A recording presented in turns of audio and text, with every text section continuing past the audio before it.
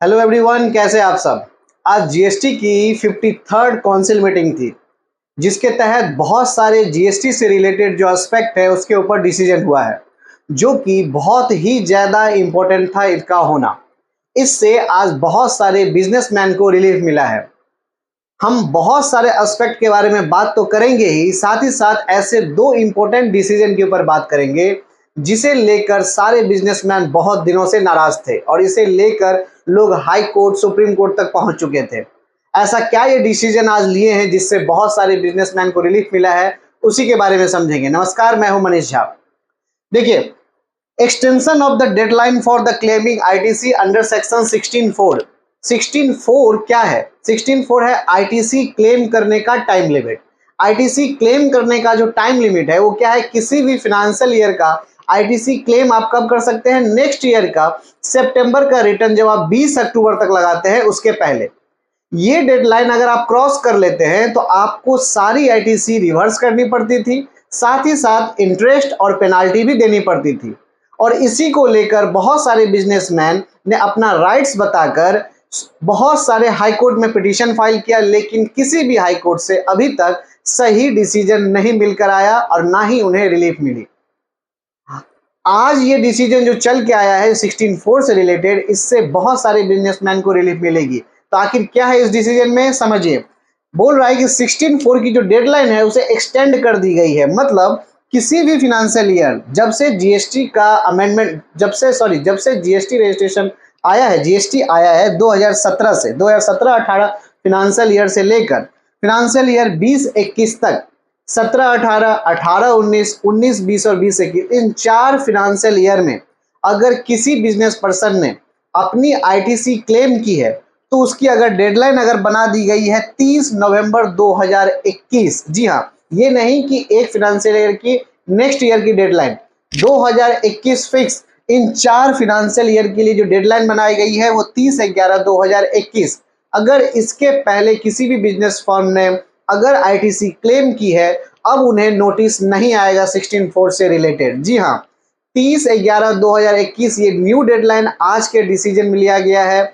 अगर इसके तहत कोई भी बिजनेस पर्सन लास्ट फाइनेंशियल किसी भी 4 साल में लिया गया है, अगर आईटीसी क्लेम किया गया है तो उन्हें 16(4) के तहत कोई भी डिमांड अब नहीं आएगी।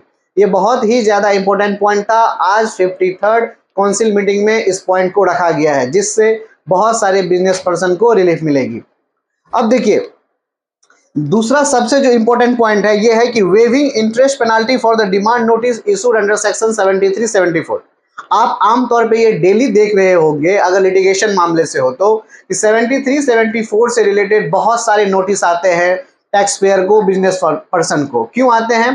ताकि वो किसी चीज को अगर गलत तरीके से रिप्रेजेंट करते हैं तो, या अगर नहीं भी करते हैं तो भी 73-74 के तहत आती है इंटरेस्ट और पेनाल्टी के लिए।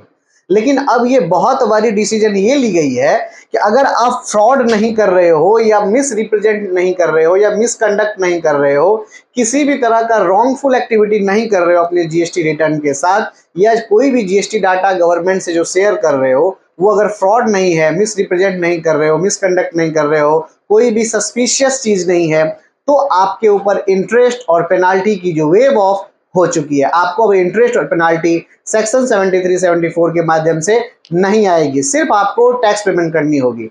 उसकी भी डेडलाइन बढ़ा दी गई है 31/3/2025, मतलब 31 मार्च 2025 के पहले आपको सिर्फ अपना अगर आप टैक्स पेमेंट कर देते हो तो इंटरेस्ट और पेनाल्टी आपको नहीं देनी पड़ेगी। ये अब वेव ऑफ हो चुकी है अगर कोई फ्रॉड नहीं करते हैं तो। ये कौन सा फाइनेंशियल ईयर के लिए? तो फाइनेंशियल ईयर 2017-18 से लेकर 19-20 तक, मतलब 17-18, 18-19 और 19-20, इस लास्ट 3 फाइनेंशियल ईयर में अगर नोटिस आया है 73-74 के माध्यम से और अगर आप फ्रॉड नहीं किए हो, किसी भी तरह का मिस रिप्रेजेंट नहीं किए हो डिपार्टमेंट को, तो आपको इंटरेस्ट और पेनाल्टी देने की जरूरत नहीं है। सिर्फ आप टैक्स पेमेंट करोगे, वो भी 31/3/2025 के पहले। तो ये जो दो इंपॉर्टेंट पॉइंट थी, ये बहुत ही ज्यादा इंपॉर्टेंट है बिजनेस पर्सन के लिए और इस देश के लिए। इसे लेकर बहुत सारे बिजनेस में नाराजगी थी, आज वो सॉल्व हुई है। साथ ही साथ मैं आपको बता दूं कुछ और डिसीजन के बारे में जो बहुत ही इंपॉर्टेंट है। पहली ये कि लिटिगेशन को कम करने के लिए, जीएसटी के लिटिगेशन को कम करने के लिए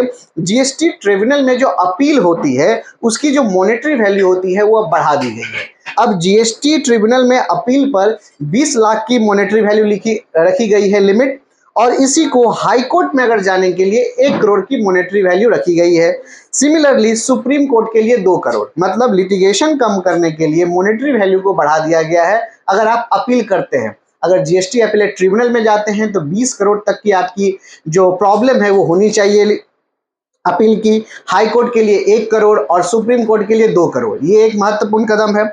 साथ ही साथ बोला गया है कि जो न्यू जीएसटी रजिस्ट्रेशन 2025 से आपको मिलेंगे वो बायोमेट्रिक होंगे। ये बहुत ही अच्छा हेल्पफुल कदम है, क्योंकि इसके पहले फ्रॉड के कारण हमारे देश में अभी भी 50 लाख जीएसटी टैक्स पेयर है, मतलब जीएसटी रजिस्ट्रेशन है एबव है, मोर देन 50 लाख है।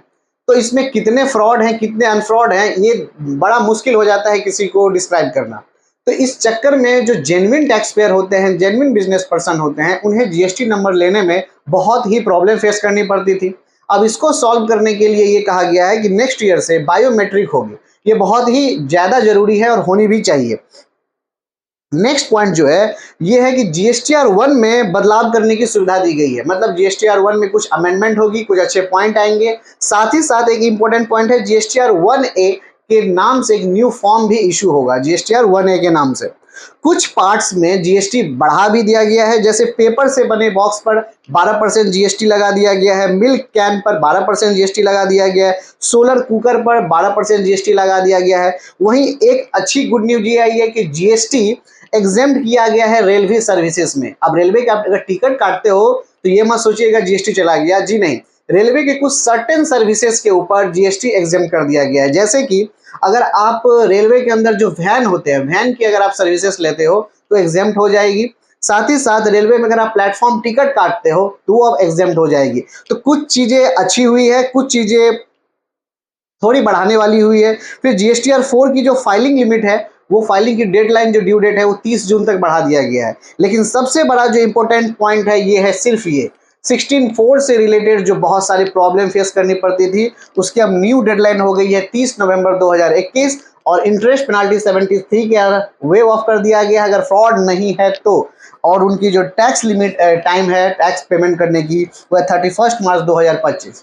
ये है आज के 53 जीएसटी काउंसिल मीटिंग के कुछ इंपॉर्टेंट पॉइंट। इसके अलावा अगर आपको किसी भी पॉइंट के ऊपर अगर आपको डिस्कशन करना हो या नहीं समझ में आ रहा हो तो आप हमें कमेंट कर सकते हैं, मैं डिस्क्राइब करूंगा। मिलते हैं नेक्स्ट वीडियो में। टिल देन जय हिंद, थैंक्स फॉर वॉचिंग।